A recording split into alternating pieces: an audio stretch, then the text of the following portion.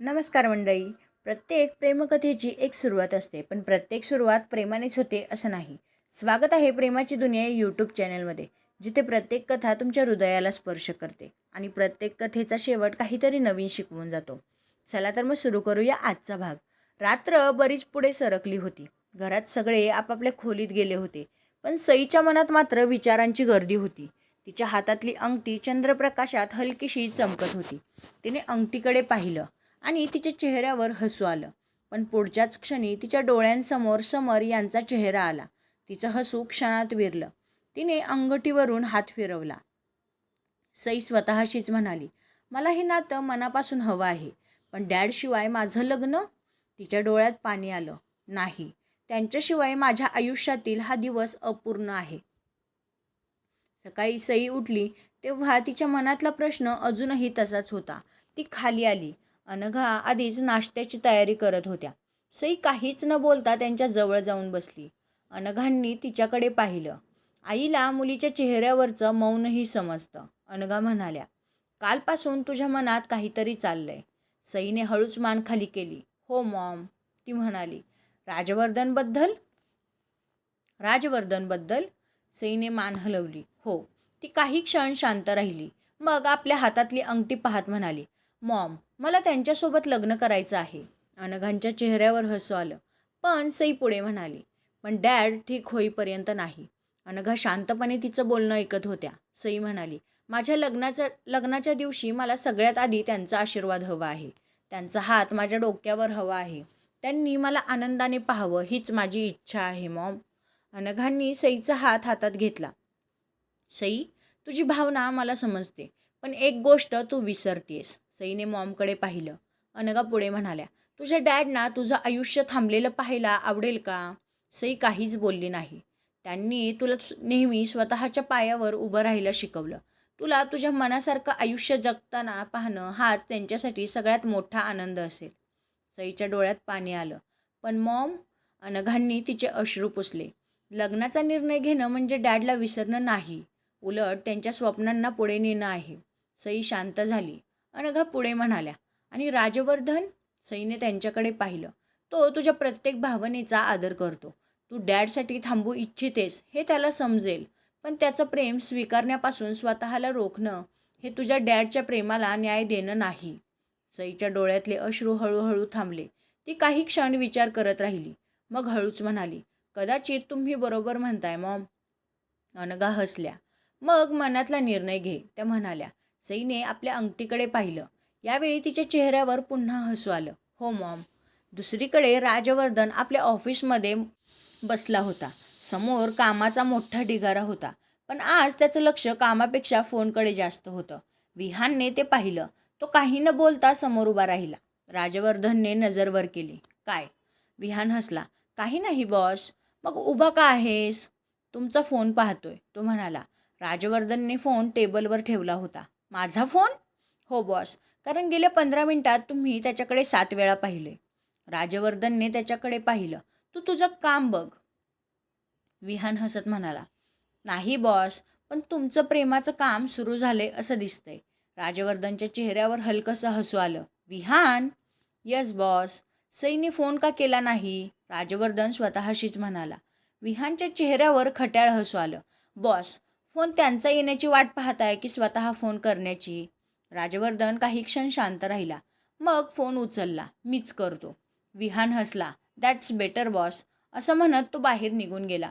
काही क्षणांनी राजवर्धनने सईला फोन केला. सईने फोन उचलला. हॅलो. राजवर्धन म्हणाला, आज तुमचा आवाज थोडा वेगळा वाटतोय. सई हलकीशी हसली. तुम्हाला हेही कळालं? ती म्हणाली. कारण आता तुमच्या आवाजातला फरकही मला ऐकू येतो, राजवर्धन म्हणाला. सई काही क्षण शांत राहिली. मग म्हणाली, राजवर्धन, मला तुमच्याशी एका महत्त्वाची गोष्टीवर बोलायचं आहे. राजवर्धनचा आवाज गंभीर झाला. सांगा, तो म्हणाला. मी लग्नासाठी तयार आहे. काही क्षण फोनच्या दोन्ही बाजूंना शांतता पसरली.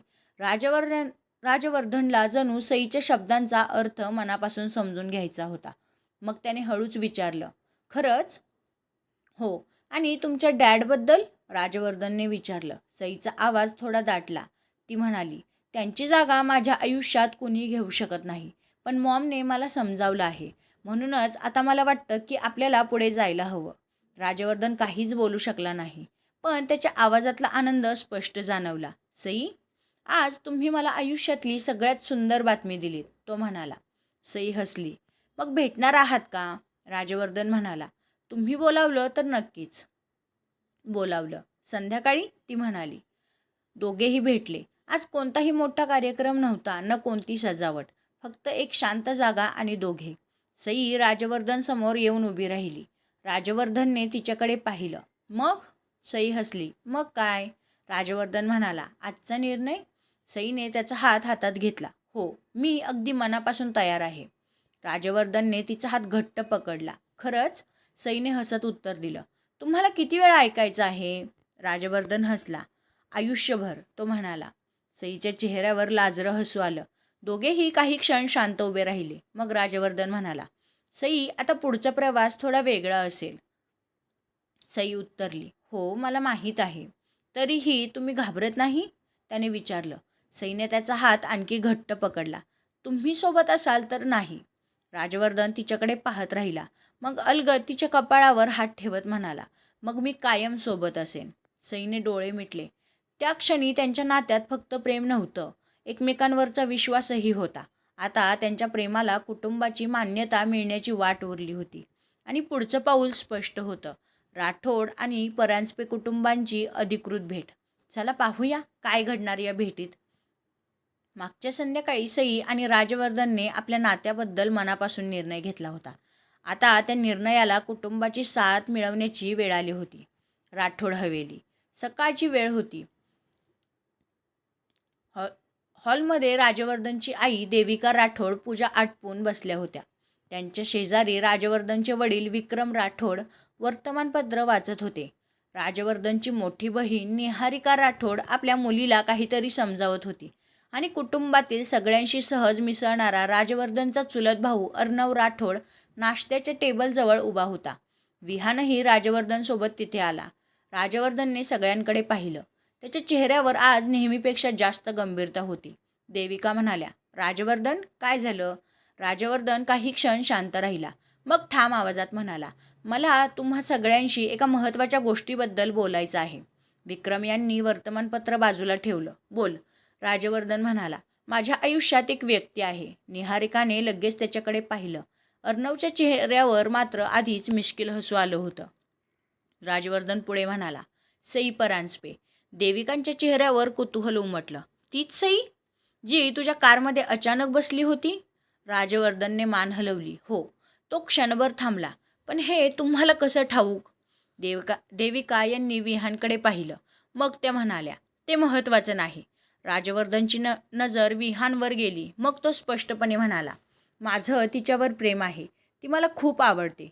हॉलमध्ये काही क्षण शांतता पसरली. विक्रम म्हणाले. आणि तुझा निर्णय? राजवर्धनने क्षणाचाही विचार न करता उत्तर दिलं. मला तिच्याशी लग्न करायचं आहे. देविकांच्या चेहऱ्यावर हलकंसं हसू आलं. त्या म्हणाल्या. तू पहिल्यांदा स्वतःच्या मनाबद्दल इतक्या खात्रीने बोलतोयस.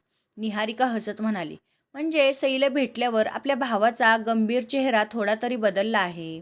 अर्णव लगेच म्हणाला. थोडा नाही ताई, बराच. राजवर्धनने त्याच्याकडे पाहिलं. अर्णव हसला. ठीक आहे भाऊ, मी शांत. देविका मात्र गंभीर झाल्या. राजवर्धन, आम्हाला तुझा निर्णय मान्य आहे. पण मुलीच्या कुटुंबाची इच्छा आणि तिच्या वडिलांची परिस्थिती तितकीच महत्त्वाची आहे. राजवर्धनने मान हलवली. मला माहीत आहे आई. म्हणूनच आज मी तुमच्यासमोर हा विषय ठेवला. विक्रम यांनी समाधानाने मान हलवली. मग परांजपे कुटुंबाला भेटूया. दुसरीकडे सईने मॉमला आधीच सगळं सांगितलं होतं. आज तिच्या चेहऱ्यावर आनंदासोबत थोडीशी धाकधुकही होती. अनघांनी ते ओळखलं. त्या म्हणाल्या. सई, घाबरतेस? सई हसली. हो मॉम, थोडी. कशासाठी? सगळं इतकं खरं वाटायला लागले ना. कालपर्यंत फक्त आम्हा दोघांचं नातं होतं. आता 2 कुटुंब एकत्र येणार आहेत. अनघांनी तिच्या डोक्यावरून हात फिरवला. यालाच तर नातं म्हणतात सई. दुपारी दोन्ही कुटुंबांची भेट. राठोड कुटुंब परांजपे कुटुंबात पोहोचलं. देविका, विक्रम, निहारिका आणि अर्णव यांच्यासोबत राजवर्धन देखील होता. सई दाराजवळ आली. राजवर्धनची नजर तिच्यावर स्थिरावली. दोघांनी फक्त एकमेकांकडे पाहून हलकंसं हसत अभिवादन केलं. देविका सईजवळ आल्या. त्या म्हणाल्या, तुला पाहून एक गोष्ट समजली. सई थोडी गोंधळली. काय? माझ्या मुलाला तुझ्यात काय आवडलं असेल तेच. सईच्या चेहऱ्यावर लाजरं हसू आलं. अर्णवने एका बाजूला उभ्या राजवर्धनकडे पाहिलं. तो म्हणाला, भाऊ आता तू ऑफिशियली अडकलास. निहारिकाने त्याला हलकासा धक्का दिला. अर्णव, पहिल्याच भेटीत तू सुरू होऊ नकोस. सगळेच हसले. वातावरणातील औपचारिकपणा एका क्षणात कमी झाला. थोड्या वेळाने सगळे बसले. विक्रम आणि यांनी अनघांकडे पाहत विषय सुरू केला. मुलांनी निर्णय घेतला आहे. आता आपण मोठी माणसं म्हणून त्यांच्या भविष्याबद्दल बोलूया, ते म्हणाले. अनघांनी मान हलवली. मलाही तेच योग्य वाटतं. राजवर्धनने सईकडे पाहिलं. सई शांत होती. तेवढ्यात तिने हळू आवाजात सांगितलं, मला एक गोष्ट सांगायची आहे. सगळ्यांचं लक्ष तिच्याकडे गेलं. मला लग्नात खूप मोठा गाजावाजा नको. मला आपल्या जवळच्या माणसांमध्ये लग्न करायचं आहे, ती म्हणाली. काही क्षण ती थांबली.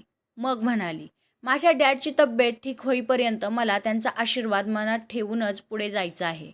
जोपर्यंत ते पूर्वीसारखे ठणठणीत होत नाहीत, तोपर्यंत परांजपे ग्रुपची जबाबदारी माझ्यावर आहे आणि मला ती पार पाडायची आहे, अगदी लग्नानंतरही. तुम्हाला चालेल ना? देविकांनी प्रेमाने तिच्याकडे पाहिलं. त्या म्हणाल्या, तुझ्या भावनेचा आम्ही पूर्ण आदर करू. राजवर्धननेही स्पष्टपणे सांगितलं, माझ्यासाठीही सईचा निर्णय महत्त्वाचा आहे. विक्रम म्हणाले, मग लग्न साधं आणि आपल्या माणसांमध्येच होईल आणि तुला हवं ते करू शकतेस, बिझनेस, जॉब, ते म्हणाले. निहारिका हसत म्हणाली, पण साधं म्हणजे फक्त साधं नाही. राजस्थानी परंपरा आणि महाराष्ट्रीयन संस्कृती दोन्ही असायलाच हव्यात. सईच्या चेहऱ्यावर आनंद उमटला. अर्णव लगेच म्हणाला, म्हणजे लग्नात मला दोन्ही संस्कृतींचं जेवण मिळणार. निहारिका हसली. तुझं लक्ष फक्त जेवणावरच असणार, ती म्हणाली. हॉलमध्ये पुन्हा एकदा हशा पिकला. त्या हशात दोन कुटुंबांमधला संकोच पहिल्यांदाच विरघळला. राजवर्धनने सईकडे पाहिलं. सईच्या डोळ्यात आनंद होता. त्याने हलक्या आवाजात विचारलं, तुम्ही खुश आहात ना? सईने त्याच्याकडे पाहत उत्तर दिलं, हो, खूप. राजवर्धन हसला. आज त्यांच्या प्रेमाला फक्त मान्यता मिळाली नव्हती, तर दोन वेगवेगळ्या संस्कृतींची, दोन कुटुंबांनी एकमेकांना स्वीकारण्याची पहिली पायरीही पार केली होती. आता पुढचा टप्पा होता लग्नाची तारीख ठरवण्याचा आणि त्यानंतर सुरू होणार होती सई आणि राजवर्धनच्या लग्नाची रंगतदार तयारी. दोन्ही कुटुंबांच्या भेटीनंतर घरातलं वातावरण पूर्ण बदललं होतं. कालपर्यंत जी दोन कुटुंब एकमेकांसाठी अनोळखी होती, आज मात्र त्यांच्या बोलण्यात एक आपलेपणा निर्माण झाला होता. सई अजूनही त्या भेटीचा विचार करत होती. विशेषतः देविकांनी तिच्याकडे पाहून म्हटलेले शब्द, तुझ्या भावनेचा आम्ही पूर्ण आदर करू. तिला पुन्हा पुन्हा ते आठवत होतं.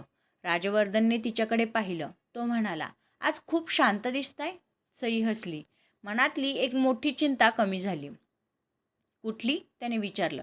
तुमच्या कुटुंबाला मी आवडेन की नाही हीच. राजवर्धन हलकसं हसला. त्याची चिंता करण्याची गरजच नव्हती. सईने चिडवत विचारलं, इतका कॉन्फिडन्स? राजवर्धन म्हणाला, कारण मला माहीत आहे, तुम्हाला भेटल्यावर तुम्हाला टाळणं कठीण आहे. सईच्या चेहऱ्यावर लाजरं हसू उमटलं. दुसऱ्या दिवशी सकाळी देविका आणि विक्रम पुन्हा लग्नाच्या विषयावर बोलत होते. निहारिका आणि अर्णवही तिथेच होते. देविका म्हणाल्या, मुलांच्या मनात आता कोणतीही शंका नाही, म्हणूनच मला वाटतं तारीखही लवकर ठरवायला हवी. विक्रम यांनी होकार दिला. पण सईच्या डॅडची परिस्थिती लक्षात घेऊन निर्णय घ्यायला हवा, ते म्हणाले. राजवर्धन तिथेच बसला होता. तो शांतपणे म्हणाला, त्यांची परिस्थिती लक्षात घेऊनच सगळं ठरवू. देविकांनी मुलाकडे पाहिलं. तुला घाई नाही ना? राजवर्धनने ठामपणे उत्तर दिलं, मला सईसोबत आयुष्य सुरू करायचं आहे, पण तिच्या मनावर ओझं ठेवून नाही. देविकांच्या चेहऱ्यावर समाधान उमटलं. परांजपे कुटुंब. अनघांनी सईसमोर काही कागद ठेवले. सईने आश्चर्याने विचारलं, हे काय आहे मॉम? लग्नाच्या तारखांसाठीचे काही शुभ दिवस, त्या म्हणाल्या. सईने ते कागद हातात घेतले. तिच्या चेहऱ्यावर आनंद उमटला. इतकं लवकर? अनघा हसल्या. प्रेमाला वेळ लागला असेल, पण लग्नाची तयारी वेळेत सुरू करावी लागते. सई हसली. तेवढ्यात तिचा फोन वाजला. फोन राजवर्धनचा होता. ती म्हणाली, हॅलो. राजवर्धन म्हणाला, आज संध्याकाळी वेळ आहे का? एक काम आहे. सईने लगेच विचारलं, कसलं काम? ते भेटल्यावर सांगतो, तो म्हणाला. सई हसली. तुम्ही काहीतरी लपवताय. राजवर्धन म्हणाला, हो.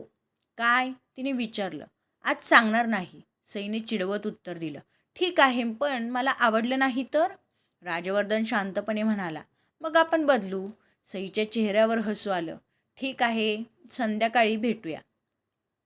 राजवर्धन सईला एका शांत जागी घेऊन गेला. तिथे कोणताही मोठा दिखावा नव्हता. एक टेबल, 2 खुर्च्या आणि समोर काही कागद. सईने ते पाहून विचारलं, हे काय? राजवर्धनने एक कागद तिच्या समोर ठेवला. त्यावर काही तारखा होत्या. सईने त्याच्याकडे पाहिलं. लग्नाच्या? राजवर्धनने मान हलवली. हो. सई काही क्षण त्या तारखांकडे पाहत राहिली. मग हळू आवाजात म्हणाली, आपण खरंच लग्न करणार आहोत? राजवर्धन हसला. हो. सईच्या डोळ्यात आनंदाश्रू आले. राजवर्धनने तिच्याकडे पाहत विचारलं, का रडताय? सईने हसत डोळे पुसले. हे आनंदाचे अश्रू आहेत. राजवर्धनने तिचा हात आपल्या हातात घट्ट पकडला. मला एक वचन द्या. कसलं? लग्नाच्या या सगळ्या धावपळीत तुम्ही स्वतःला विसरणार नाही, तो म्हणाला. सईने त्याच्याकडे पाहिलं. आणि तुम्ही? मी? तुम्ही स्वतःची काळजी घेणार? सई म्हणाली. राजवर्धन हसला. तुम्ही सांगत असाल तर नक्की, तो म्हणाला. सईने त्याचा हात घट्ट पकडला. तारीख ठरते. दोन्ही कुटुंबांनी चर्चा करून अखेर एक शुभ तारीख निश्चित केली. घरात आनंदाचं वातावरण पसरलं. निहारिकाने लगेच सईला फोन केला. ती म्हणाली, सई तयार राहा. सईने हसत विचारलं कशासाठी? तुझ्या लग्नाच्या तयारीसाठी. दोघीही हसू लागल्या. दुसरीकडे अर्णवने राजवर्धनला फोन केला. भाऊ, आता तुमचं आयुष्य ऑफिशियली बदलणार, राजवर्धन म्हणाला. ते मला माहीत आहे, अर्णव हसत म्हणाला.